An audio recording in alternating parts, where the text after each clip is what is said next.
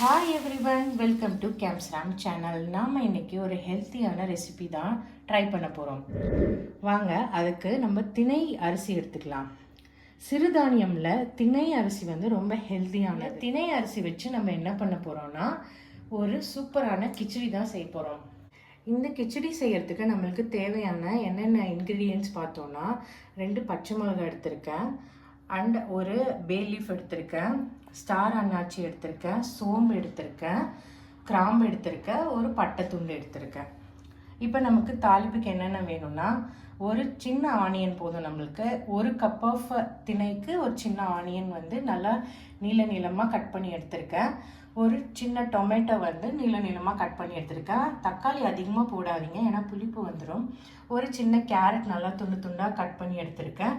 அப்புறமா பீன்ஸ் நல்லா கட் பண்ணி எடுத்திருக்கேன். இதுக்கு ஒரு 2 ஸ்பூன் இஞ்சி பூண்டு பேஸ்ட்டு ஃப்ரெஷ்ஷாக நம்ம அரைச்சி வச்சுருக்கோம். கொஞ்சம் புதினா தழையும் நம்ம எடுத்திருக்கோம். இதான் திணை. திணை, சாமை, வரகு எல்லா அரிசியும் வந்து இதே மாதிரி சின்னதாக ரவுண்டாக தான் இருக்கும். ஆனால் இந்த திணை மட்டும் கொஞ்சம் மஞ்சள் கலரில் இருக்கும், லைட் எல்லோயிஷாக இருக்கும். ஃபஸ்ட்டு நான் 1 கப் ஆஃப் திணை எடுத்திருக்கேன். இப்போது திணை அரிசியை நம்ம நல்லா ரவை வறுக்கிற மாதிரி நல்லா வறுத்துக்கலாம்.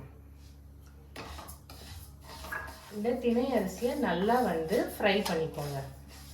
நல்லா ஃப்ரை பண்ணிக்கோங்க, மணலாக ஃப்ரை பண்ணிக்கோங்க. அட்லீஸ்ட் வீக்லி ஒன்ஸ் அது இந்த மாதிரி திணை அரிசி, சாமை, வரகு, இந்த மாதிரி குதிரைவாளி, இந்த மாதிரி ரைஸ்லாம் நம்ம வந்து சேர்த்துக்கிட்டோன்னா ரொம்ப ஹெல்த்தி ரெசிபி இதெல்லாம். நீங்கள் எது வேணால் செஞ்சுக்கலாம். இதிலே பொங்கல் கூட செய்யலாம், கிச்சடி செய்யலாம், ரொம்ப டேஸ்டியாக சாப்பிட்லாம். நம்ம வெறும் கஞ்சி மாதிரி செஞ்சு சாப்பிடுவாங்க, அது மாதிரி இல்லாமல் இந்த மாதிரி நம்ம டிஃப்ரெண்ட்டாகவும் செஞ்சு சாப்பிட்லாம் வீட்டில். நான் இப்போ ட்ரையாக தான் இதை வந்து நல்லா ஃப்ரை பண்ணுறேன். இப்போது கீ தேவைப்பட்டதுன்னா நீங்கள் கீ போட்டு கூட இதை நல்லா வறுத்து எடுத்துக்கலாம். இதை நல்லா இப்போ நம்ம வறுத்துட்டோம். இப்போ இதை ஆற வச்சிடலாம். இதை ஒரு சைடு வச்சுட்டு நம்ம கிச்சடிக்கு தேவையானதெல்லாம் வதக்க ஆரம்பிப்போம். இப்போ நம்ம வெஜிடபிள்ஸ்லாம் நல்லா வதக்க ஆரம்பிச்சிடலாம். 2 கரண்டி எண்ணெய் ஊற்றிக்கலாம். இப்போ எண்ணெய் நல்லா காஞ்சதும் நம்ம எடுத்து வச்சுருக்க ஸ்பைசஸை ஒன்று ஒன்றா சேர்த்துடலாம்.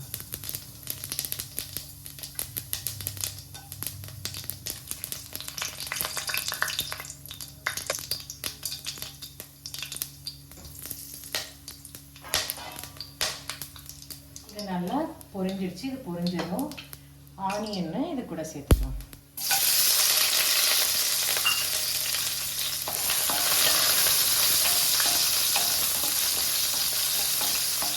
இது கூட நம்ம 2 கட் பண்ணி வச்சுருக்க பச்சை மிளகாவை சேர்த்துக்கலாம்.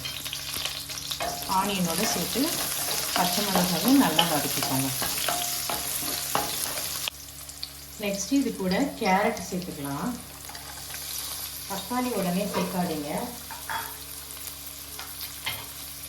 கேரட் சேர்த்ததும் பீன்ஸ் இது கூட சேர்த்துக்கணும். கேரட், பீன்ஸ் எப்பவுமே நல்லா ஆனியனோட வதங்கினதும் தக்காளி சேர்த்தா போதும். தக்காளி முன்னாடியே சேர்த்துட்டிங்கன்னா அதில் இருக்க ஜூஸினஸ்லாம் இறங்கி கொஞ்சம் ரொம்ப புளிப்பு அதிகமாகிடும் உங்களோட கிச்சடியில். அதனால் கேரட், பீன்ஸ் நல்லா வதங்கினதும் தக்காளி சேர்த்துக்கணும். இப்போ கேரட், பீன்ஸ் நல்லா வதங்கிடுச்சு. இப்போ வந்து தக்காளியை இது கூட நல்லா ஆட் பண்ணிக்கணும்.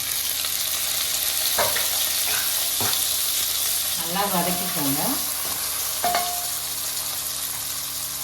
அது நம்ம எடுத்து வச்சுருக்க புதினா இலையை வந்து நல்லா அதில் போட்டுக்கணும்.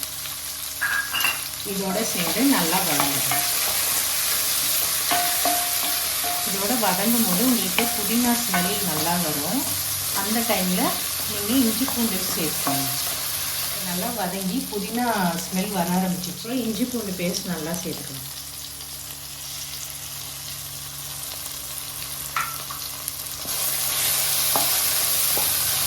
நல்லா வதக்கிக்கோங்க. இஞ்சி பூண்டு பேஸ்ட்டோட ரா ஸ்மெல் போகிற வரைக்கும் நல்லா வதக்குங்க. இப்போ நம்ம ஆட் பண்ணியிருக்க வெஜிடபிள்ஸ்லாம் நல்லா வதங்கிடுச்சு. இஞ்சி பூண்டு பேஸ்ட்டோட ரா ஸ்மெல்லும் நல்லா போயிடுச்சு. இந்த டைமில் நம்ம கிச்சடிக்கு தேவையான சால்ட் சேர்த்துக்கலாம்.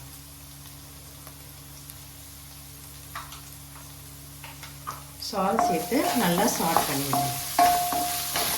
கிச்சடினாலே நம்மளுக்கு எல்லோ கலரில் தான் இருக்கும். எல்லோ கலருக்காக மஞ்சத்தூள் சேர்த்துக்கலாம்.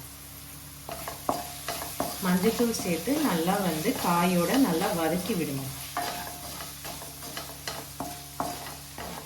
இந்த டைம்லேயே காய் உங்களுக்கு பாதி வெந்துடும். இப்போ நான் 1 கப் எடுத்திருக்கேன் இல்லைங்களா, 1 கப் திணை அரிசி எடுத்திருக்கேன். இதுக்கு நான் 1 கப்புக்கு 3 பங்கு தண்ணி ஊற்ற போகிறேன். ஃபஸ்ட்டு கப் தண்ணி நான் ஊற்றுக்கிறேன்.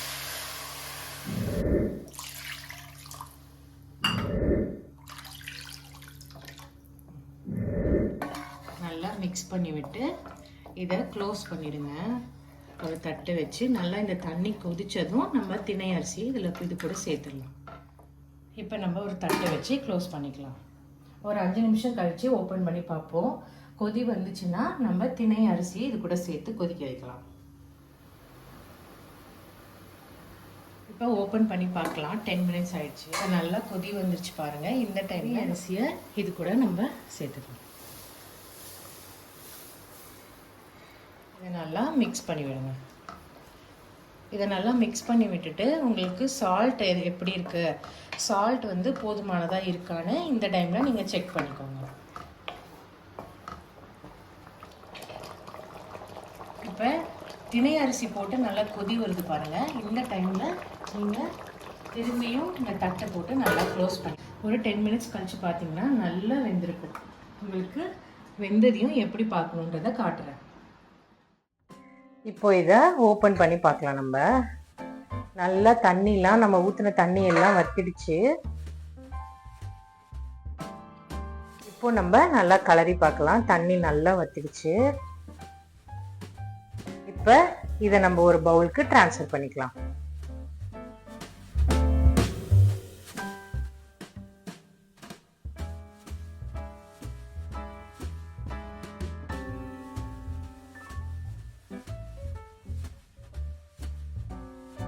அட்டகாசமான தேங்காய் சட்னி கூட ஆரோக்கியமான திணை அரிசி கிச்சடி.